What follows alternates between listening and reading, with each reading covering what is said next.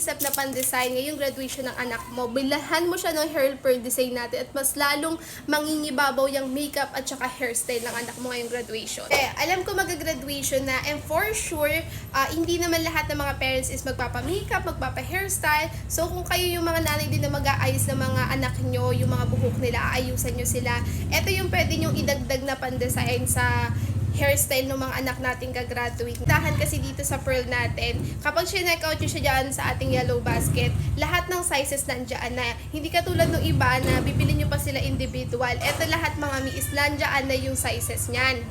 And trust me mga Mariko, hindi nyo lahat magagamit yan sa isang event lang. Pwede nyo pang gamitin ng maraming event yan. Katulad namin mga Mariko, tingnan mo. Sa costume to ni Madam Hailey nung Halloween pa. Pero tingnan nyo, hindi naman namin siya naubos. So yung isang ganito, sulit na sulit talaga. Maraming event nyo pa siya magagamit. So paano ba ginagamit itong ating hair pearl design? So pwede nyo siyang idikit dito sa buhok. Ayan. Pwede rin dito mga Mariko sa taas ng kilay natin. Pwede rin dito sa ibabaw ng, ayan, sa ilalim pala, ibabaw. Pwede rin dyan sa mga ano natin, dito.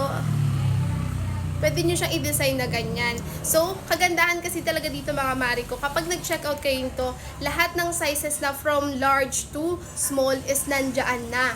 Maganda to mga Mariko, lalo na ngayong mag-graduation and gusto natin i-design yung mga buhok at saka yung mga face ng anak natin. Perfect na perfect talaga tong hair pearl design natin. Meron tayong white, merong gold, meron parang ibang-ibang design siya. So, ilalagay ko sa yellow basket para makapag-check out.